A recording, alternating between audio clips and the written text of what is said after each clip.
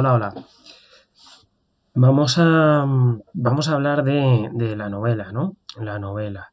Y fijaos que la novela del siglo XVIII, pues claro, no es una cosa que ande desligada de sus condiciones socioeconómicas, ¿no? De las condiciones socioeconómicas del siglo XVIII. Supuesta aquí esta bonita biblioteca de una abadía, ¿no? ¿Por qué? Pues porque, claro, esto de la extensión de la novela tiene mucho que ver con una serie de cambios socioculturales que se están produciendo en el siglo XVIII. La novela burguesa nace, entre otras cosas, porque de repente, pues, a las mujeres se les permite leer, ¿no? Se les da cierta educación a las mujeres, digamos, de la clase media alta, ¿no? A las mujeres burguesas. Y, y claro, la lectura se extiende, ¿no? Fijaos que la novela burguesa nace en realidad en Inglaterra fundamentalmente, ¿no? En Inglaterra y en Francia, pero sobre todo en Inglaterra, ¿no? Inglaterra es en este momento un lugar vibrante, ¿no? Es un lugar dinámico, es un lugar cosmopolita en el que hay libertad de expresión, ¿no? Cosa que en el continente es bastante rara y en el que se están creando pues nuevas bibliotecas, nuevas librerías, etcétera. Insisto mucho en esto de las mujeres lectoras. Es que la novela actual está muy ligada a las mujeres, ¿no? Porque al final son las que más leen y las que más novelas leen, ¿no? Entonces está íntimamente ligado, ¿no? A todo esto. Sin embargo, fijaos que las tramas, pues claro, en el siglo XVIII todavía suelen estar protagonizadas por un hombre, ¿no? Y aunque empieza a haber algunos personajes femeninos, bueno, pues interesantes dentro de las novelas, no quiero decir con esto que no hubiese antes personajes femeninos interesantes, sino que, bueno, pues que en la novela no era tan frecuente en realidad, ¿no? Y es un protagonista masculino ilustrado, ¿no? Es decir, que tiene esa, esa idea del progreso, esa idea de la utilización de la razón, del trabajo, del bienestar material, ¿no? Como ejes de su vida. Y además de que este protagonista pues, suele ser así, pues hay dos elementos que se inician con esta novela burguesa, ¿no? El primer elemento es que se hace un retrato de los personajes, sobre todo del interior de los personajes, se empieza a, entendiendo la metáfora, a poner un micrófono, ¿no? En la cabeza a los personajes, ¿no? Se empieza a ver qué es más o menos lo que piensan y también se hace una descripción analítica de los espacios. Es decir, ya no solo se describen los espacios o se describen los personajes simplemente por una cuestión, digamos, por una cuestión genérica, ¿no? O por una cuestión bueno, de que la trama lo pida, ¿no? Sino que hay cierto interés en describir el mundo, ¿no? En mostrarlo tal y como es. Hay una serie de subgéneros novelísticos que son los que predominan dentro de la narrativa ilustrada. Por supuesto, la novela didáctica, bueno, pues podéis imaginar, ¿no? Porque la ilustración es didactismo. La novela también sentimental, la de viajes, la de aventuras y la libertina. De todos estos géneros o subgéneros vamos a ver grandes representantes en el siglo XVIII. ¿No? Cuando hablemos de la novela inglesa y de la novela francesa, pues veremos algunos de ellos.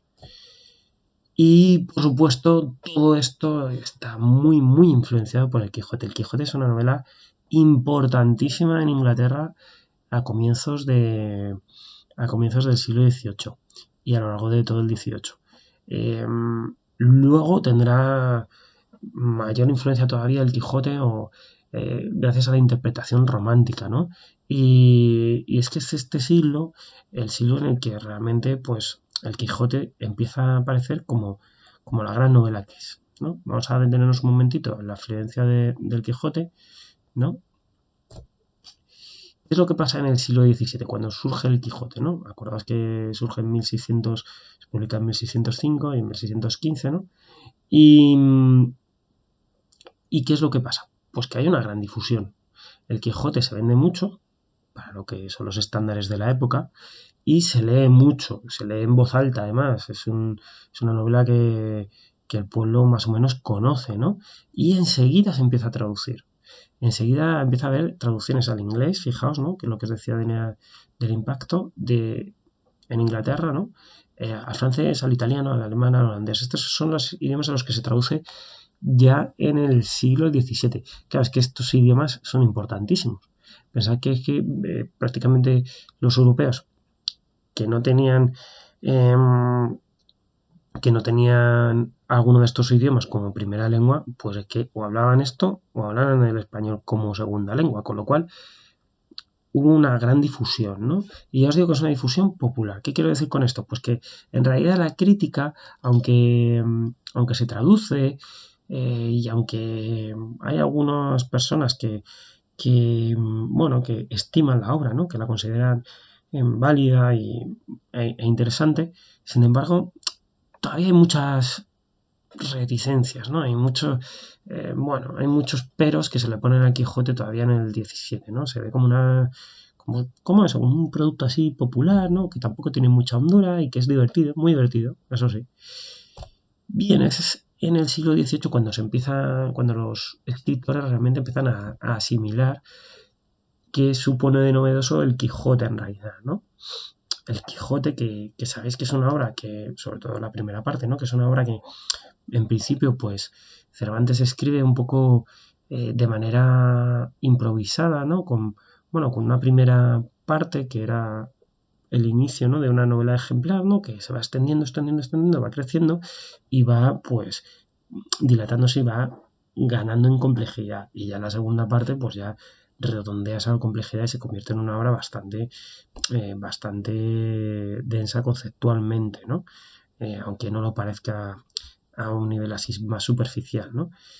Bien, lo primero que aprenden los novelistas del siglo XVIII de Cervantes, más que de Cervantes, del Quijote, porque realmente es en el Quijote donde se dan todos estos elementos que vamos a ver, pues es la aparición de los personajes redondos. Fijaos que siempre se suele decir que el primer personaje redondo que aparece en la novela aparece en el Lazarillo de Tormes. Y el Lazarillo de Tormes también se leyó muchísimo, ¿no? Porque, a ver, era una de las novelas del Imperio Español, que en el siglo XVI, pues ya sabéis que era el Imperio, ¿no? Bien, pero hasta que Cervantes no populariza esta idea del personaje redondo, pues realmente no se toma muy en serio y no se busca ese efecto, ¿no? El personaje que cambia a lo largo de la obra, ¿no? Y sabéis que tanto Sancho como Quijote, pues cambian muchísimo, ¿no? Y además hay otro elemento técnico que es la individualización de los personajes. Cada personaje del Quijote, cada personaje que aparece tiene una historia, tiene una manera de hablar, tiene una manera de vestirse, tiene una manera de moverse. Bien, y en esto también se fijan, ¿no? Los autores.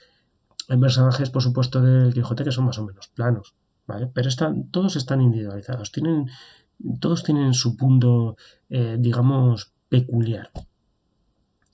Otro elemento digamos, toman del Quijote los autores, los novelistas del 18, ¿no?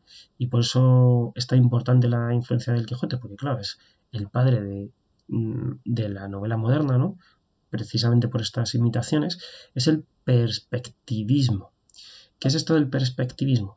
Bueno, pues que cada personaje tiene un punto de vista sobre las situaciones, ¿no?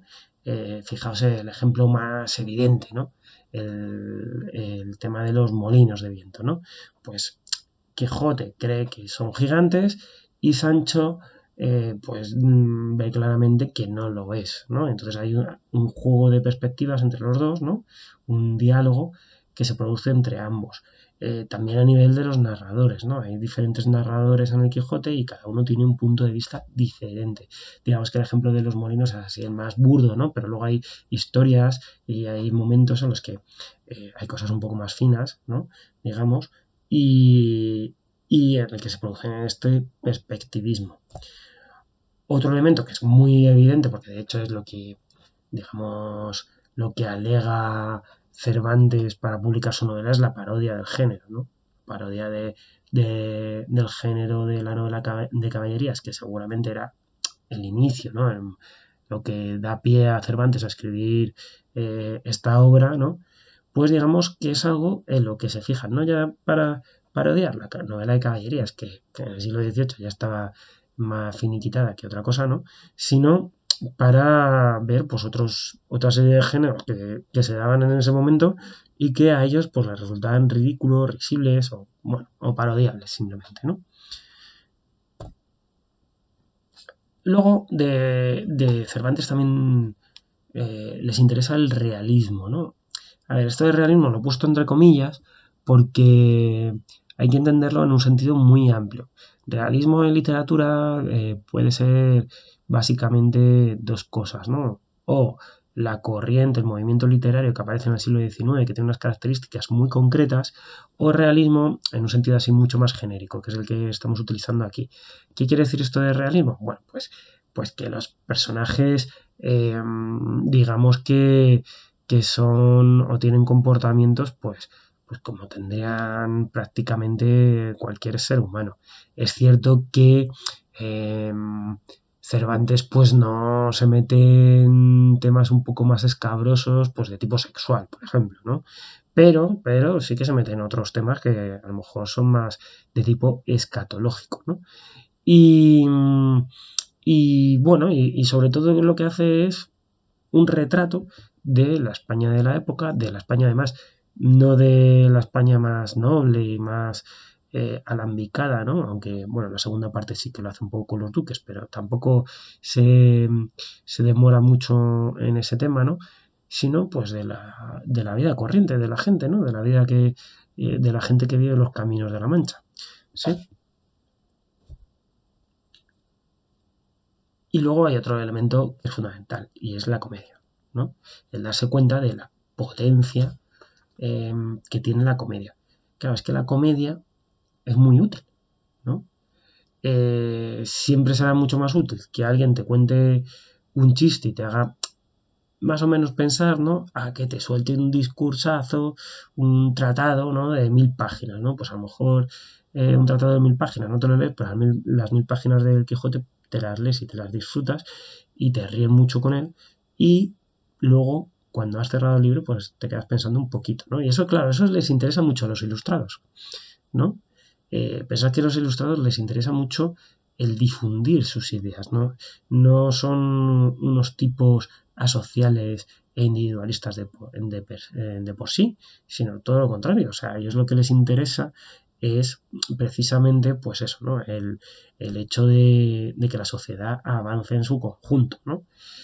Y, y al igual que se dan cuenta de que el teatro es un arma tremenda, ¿no? de propaganda en ese momento, porque es pues son los más media de la época, ¿no? Son los medios de comunicación, ¿no? En ese momento, pues se dan cuenta también de que pues eso, que el Quijote había sido muy leído precisamente porque era divertido. Entonces, se dieron cuenta de que les servía para difundir y además les servía para hacer una cosa que ellos pretendían, ¿no? Que era satirizar y criticar por los vicios que había en su sociedad, ¿no? No ya tanto los vicios de la novela de caballería, ¿no? O ese tipo de cosas, sino por los vicios de la sociedad, ¿no? Que también algo de eso hay en Cervantes, aunque de manera mucho más, digamos, mucho más velada o no tan radical como se hizo después en el siglo XVIII.